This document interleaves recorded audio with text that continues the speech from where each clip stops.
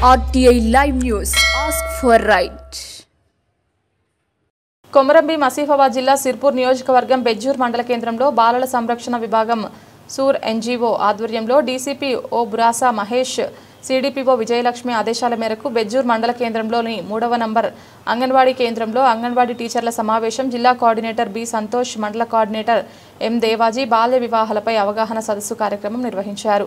అనంతరం వారు మాట్లాడుతూ బాల్య వివాహాలు చట్టవిరుద్ధమని నేరమని 2006 సంవత్సరంలో ప్రభుత్వం బాల్య వివాహ నియంత్రణ చట్టం తీసుకొచ్చిందని అదేవిధంగా బాల్య వివాహాలు చేసుకోరాదని చేసుకున్నట్లయితే అంగవైకల్యం బలహీనంగా ఉంటారని టీచర్స్ మీరు గ్రామాల్లో ఉంటారని బాల్య వివాహాల గురించి గ్రామాల్లో అవగాహన కల్పించి నియంత్రించాలని వివాహ వయస్సు లేనిచో వివాహం చేసుకోరాదని అమ్మాయికి 19 అబ్బాయికి 21 సంవత్సరాల వయసు కలిగి ఉండాలని సూచించారు. గ్రామాల్లో బాల్య వివాహాలు జరిగినట్లు బాలల అక్రమ రవాణా చేసినట్లు సమాచారం ఉంటే వెంటనే జిల్లా బాల్య సంరక్షణ అధికారికి లేదా పోలీస్ శాఖకు తెలపాలని అంగన్వాడీ టీచర్లు ప్రతిజ్ఞ చేశారు. ఈ కార్యక్రమంలో జిల్లా కోఆర్డినేటర్ మండల కోఆర్డినేటర్ బెజ్జూరి మండలం ఆయా గ్రామాల అంగన్వాడీ టీచర్స్ పాల్గొన్నారు. ముందు తెలియాల్సింది మీకే. ఇప్పుడు మీరు ఏదైతే 1098 అని చెప్పేసి నెంబర్ రాసుకున్నారో ప్రతి ఒక్క అంగన్వాడీ సెంటర్ మీద రాసి ఉంటుంది ఆ నెంబర్. మీరు గమనించలో లేదు, ఉందా లేదమ్మా? ప్రతిదీ దానికి ఏదైనా సమాచారం ఇచ్చినా కూడా ఎవరు మీకు ఎవరు గోప్యంగా ఉంచుతారు, దాన్ని ఎవరు కూడా బయటికి చెప్పారు. బాల్య వివాహంగా మనము నిర్ధారణ చేస్తాం. అదే అమ్మాయిలకైతే ఎంత తీసుకుంటాము? 18 సంవత్సరాలు, అబ్బాయిలకైతే 21 సంవత్సరాలుగా పరిగణలోకి. ఎంతో అవకాశం వారు మాకు ఇచ్చిన అవకాశాన్ని సద్వినియోగం చేసుకోవడం జరిగింది. అందరికీ ధన్యవాదాలు.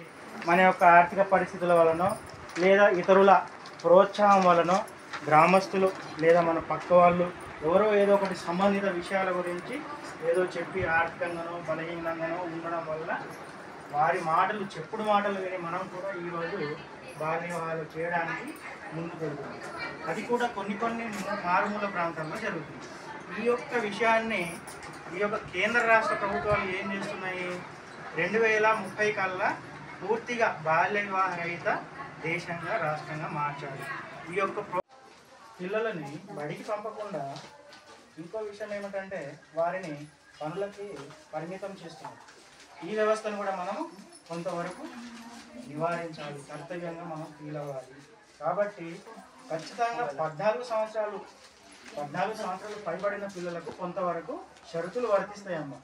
కానీ 14 ఏళ్లలోపు ఉన్న ప్రతి పిల్లవాడిగానే భావించడం జరుగుతుంది చట్టం ప్రకారంగా. అది కూడా 1986 సంవత్సరంలో ఆ చట్టాన్ని తీసుకురావడం జరుగుతుంది. కాబట్టి 14 ఏళ్లలోపు పిల్లల్ని ఎక్కడ పని కూడా పోయేటప్పుడు కానీ వెళ్ళేటప్పుడు కానీ చూస్తే ఖచ్చితంగా మరి కాల్ చేయండి. లేబర్ డిపార్ట్మెంట్ మన జిల్లాలో లేదు కాబట్టి ఖచ్చితంగా డీసీపీఓ లేదా చైల్డ్ వెల్ఫేర్ డిపార్ట్మెంట్ నుంచి బాలల సంరక్షణ విభాగం నుంచి ఖచ్చితంగా వస్తారు, ఎవరొకరు వచ్చి వారికి కౌన్సిలింగ్ ఇవ్వడం జరుగుతుంది. కాబట్టి బాల కార్మిక వ్యవస్థను కూడా మనము పూర్తిగా నివారించాలి, అది మన బాధ్యత. ఇంకోటమ్మ, ప్రస్తుతం ఈరోజు ఒక 1 వీక్ అవుతుంది, ప్రస్తుతం ఆసిఫాబాద్ డివిజన్లో నడుస్తుంది టీమ్ AHTU అని యాంటీ ఉమెన్ ట్రాఫికింగ్ యూనిట్ అని ఒక యూనిట్ పనిచేస్తుంది. అది ఎవరెవరు? సఖీ సెంటర్ కానీ తర్వాత పోలీస్ సిబ్బంది శాఖ వారి ఆధ్వర్యంలో మేము కూడా అందులో భాగస్థులమై పనిచేస్తాం. కాబట్టి మానవ అక్రమ రవాణా జరుగుతుంది మన జిల్లాలో అనే ఉద్దేశంతో ప్రస్తుత కాలంలో ఆ యొక్క టీంని ప్రభుత్వం ఏర్పాటు చేయడం జరిగింది. మరి ఎందుకు చేస్తున్నారు? దీనివల్ల దీనికి వచ్చే కారణాలు ఏంటి, నష్టాలు ఏంటి? మానవ అక్రమ రవాణా ఎందువల్ల జరుగుతుంది? మన జిల్లాలో ఒక 2 నెలల క్రితం చూసాము. ఎవరో అమ్మాయిను లేడీస్ని ఎవరో ఎక్కడో తీసుకుపోయి అమ్మారని ఒక పేపర్ నుంచి వచ్చేది మనం కొంత బ్యాక్ అయితే. కాబట్టి వాళ్ళు ఇదొక ఇంటర్నేషనల్ బిజినెస్గా తీసుకోవడంలో జరుగుతుంది. కాబట్టి మీరు కూడా గ్రామంలో ఉన్నటువంటి అధికారులు మీ ద్వారానే ఎక్కువగా సమాచారం ప్రజల్లోకి వెళ్తుంది. కాబట్టి ఖచ్చితంగా మీ వంతు బాధ్యతగా ఈరోజు తీసుకోవడం, మీకు సమాచారం ఇవ్వడం, మీ ద్వారా మాకు సమాచారం ఇవ్వడం, ఇలా కోఆర్డినేట్ అవుతూ పనిచేద్దామనే ఉద్దేశంతో ఈరోజు ఇక్కడికి రావడం జరిగింది. వాస్తవానికి బాల్య వివాహం చట్టం ఎప్పుడు వచ్చింది? 2006లో వచ్చింది. అంతకుముందు చాలా సంవత్సరాలు 1928లో కూడా వచ్చింది. అప్పుడు ఏం చేశారు? బాల్య వివాహ నియంత్రణ చట్టంగా తీసుకొచ్చారు. కానీ దాన్ని ఏం చేశారు? అప్పుడు 15 సంవత్సరాలు 18 సంవత్సరాలు అమ్మాయికి అయితే 15 సంవత్సరాలు, అప్పుడైతే అబ్బాయికి అయితే 18 సంవత్సరాలు పరిగణలో ఉంది. దాన్ని మార్చేసి పూర్తిగా బాల్య వివాహ నిషేధ చట్టంగా పూర్తిగా నిషేధించడం. బాల్య వివాహం అంటేనే చట్టపరంగా నేరం కాబట్టి 2006లో తీసుకొచ్చి దానిని 18 సంవత్సరాల అమ్మాయిలకు, 21 సంవత్సరాల అబ్బాయిలకు నిర్ధారణ చేయడం జరిగింది. కాబట్టి ఈ యొక్క బాల్య వివాహాల విషయంలో చేసినట్టయితే ఏం జరుగుతుంది? బాల్య వివాహాలు జరిగితే ఏమవుతుంది? వారికి ఉన్నటువంటి సమస్యలు ఏంటి? ముఖ్యంగా అవి మనకు కొన్ని అయినా తెలుసుకున్నాము, దాదాపుగా తెలుసు, కానీ వాటిని పక్కన పడేసి ఏమవుతుంది, జరుగుతూనే ఉన్నాయి కదా, ఎవరు పట్టించుకుంటుంది.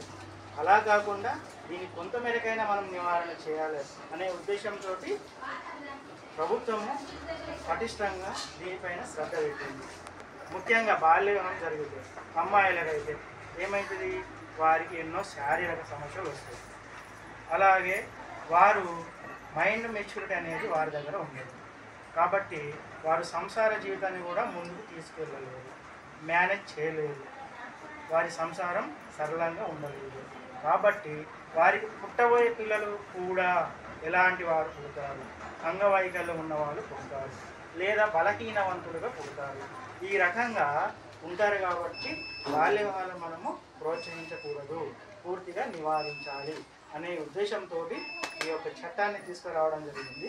బాల్య వివాహ చట్టంలో ఆర్టికల్ 3 ప్రకారంగా ఆర్టికల్ సెక్షన్ 3 ప్రకారంగా ఎవరైతే బాల్య వివాహానికి గురి అవుతారో వారు సంబంధిత న్యాయస్థానంలో దగ్గరికి వెళ్ళి అప్పీల్ చేసుకోవచ్చు. ఈ యొక్క మ్యారేజ్ని రద్దు చేయమని కోరవచ్చు, లేదా మాకు ఈ యొక్క సంవత్సరాలు నిండే వరకు 18 సంవత్సరాలు పూర్తి అయ్యే వరకు ఎంతో కొంత